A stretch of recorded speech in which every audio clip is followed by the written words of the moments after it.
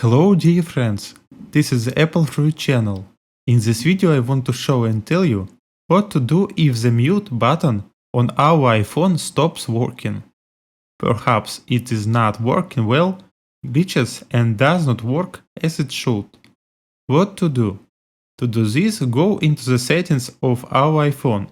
We can make a virtual button to turn the sound on and off on our phone without a mechanical button.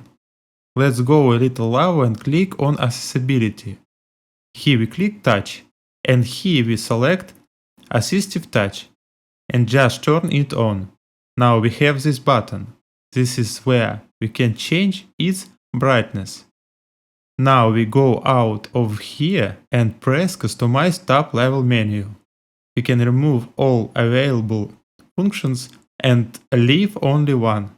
Now we pull out the mute button, save it, and now when press the button, the sound will go on or off. That's the easy way to do it. This was the Apple Fruit channel. Like and subscribe to the channel. Bye bye.